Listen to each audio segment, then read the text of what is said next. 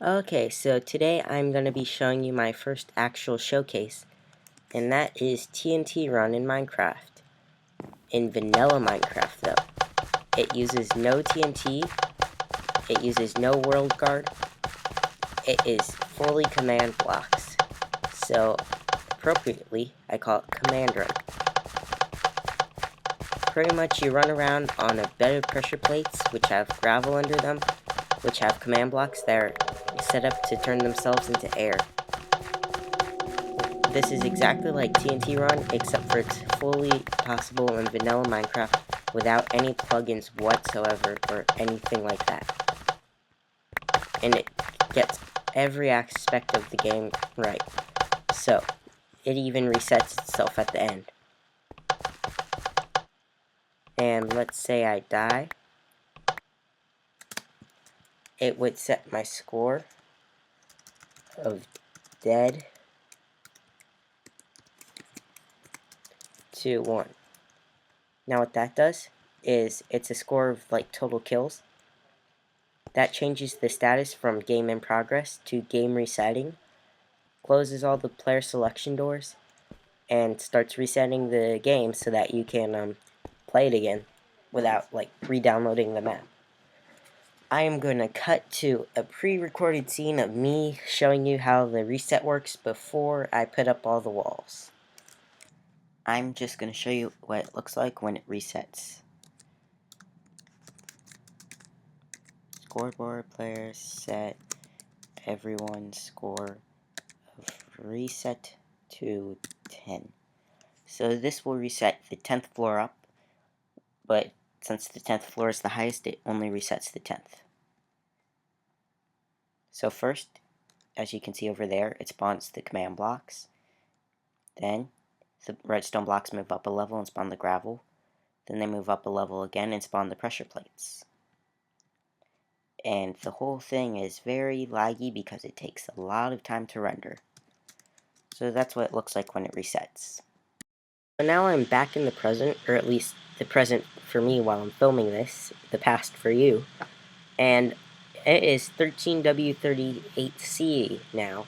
That other one was filmed in 13W37B. So, there is a huge difference with the redstone. You can only see it from like a certain distance away. It's not like signs and other stuff like that.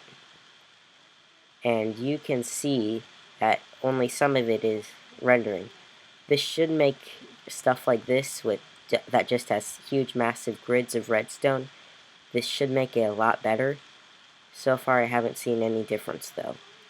And as I walked through the dark spot in the middle, you also saw more of their strange rendering stuff that's supposed to be very helpful. Still not seeing it. So, pretty much, this test for anyone whose score of reset is 10. This is the same for all of them, except for that's 9, 8, 7, etc. This spawns 16 redstone blocks throughout the 50 by 50 grid, powering all of it. Then it moves up a level after one tick.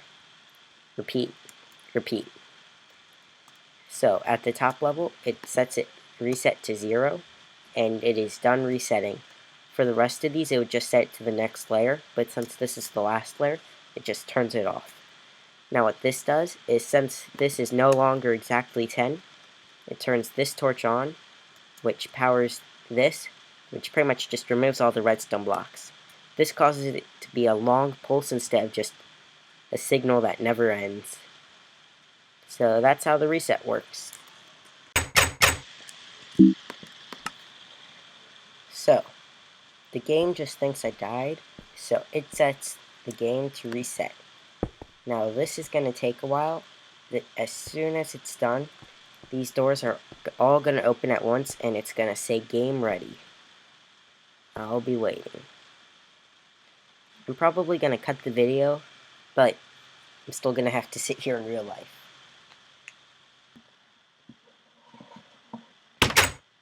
Okay, and it just reset. So that took about a minute or maybe a minute and a half to reset. So it takes quite a while to reset, but it resets fully, which is good enough.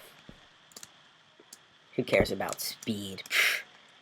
So, each time someone steps on a pressure plate, it pretty much just adds everyone's score of players ready to 1.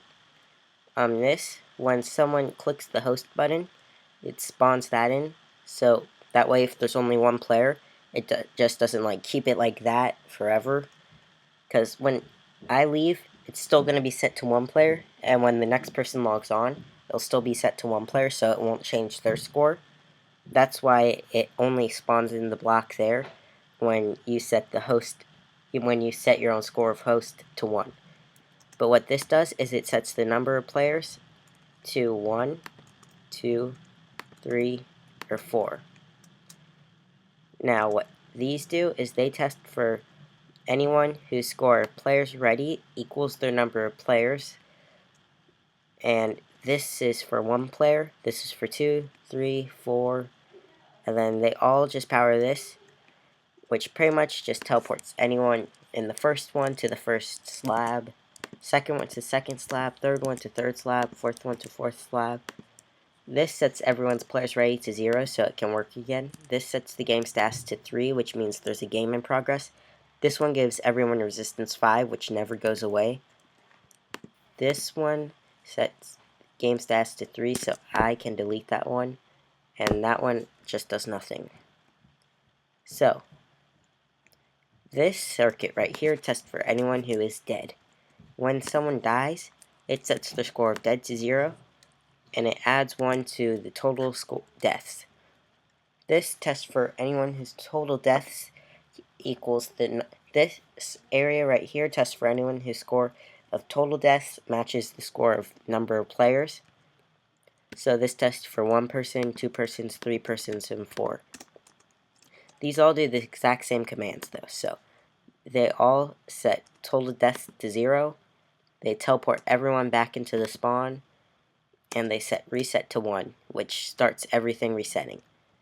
Now this circuit over here tests for anyone whose resetting is in between 1 and 10, and it sets their game status to 1, which is resetting, and when it's not, it sets it to 2, which means game is ready.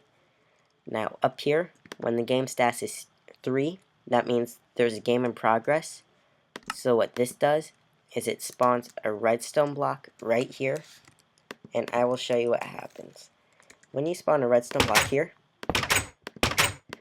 as you can hear, it closes the doors, and so this, when the game is ready, just removes the redstone block. This is resetting, it also spawns a redstone block there, even though that's kind of unnecessary, because it resets as soon as this is over, but better safe than sorry. So this is just the thing for infinite cake. You've seen this before. No wait, this is an infinite cake. Yeah, that's infinite cake, never mind. This is for the lever actually. So it pretty much just does a special lever, which is 1 tick, like no ticks actually. Pretty much what this does is it spawns a lit repeater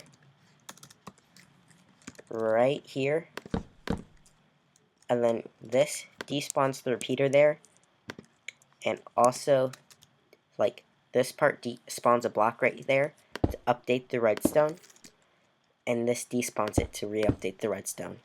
So that pretty much just makes the lever so it's no ticks, so anyone who isn't the person hosting it will see it as the lever doesn't even move. That's just in case you want to troll your players. If you download this map and don't want to troll your friends, you can just break that. But anyway, this activates the cake circuit. It does exactly the same thing, except for this sets cake to 1, cake 2, and cake 1. Since there's 2 cakes, it's pretty much just the same circuit twice, but both of them are activated by the same input. No big deal. That's just the cake circuit. I will put an annotation linking to my first video, which is about the piston cake that you saw. Although I don't see how you could get here without seeing my first video, because this is only like my 4th video. Still very new. So yeah, I think that's everything. Is there anything I'm forgetting? Oh yeah, host. So, to be more elaborate about host, what clicking the host button does is pretty much it sets your score of host to 1. It spawns a repeater here, or what? The repeater's already there. It deletes the repeater, so no one can just place a button and become a host themselves. It also deletes the sign and the button, and that's pretty much all it does. The rest of the stuff, like the switch, is just simple redstone. I'm sure you can figure that out, just like a torch and redstone. So I think that is all. Hope you enjoy running. Oh yeah, spectator button. So that's what I was forgetting. Pretty much sets you to creative mode, spawns you on top of the obsidian. You can run, fly around, laugh at your friends. So, see you later.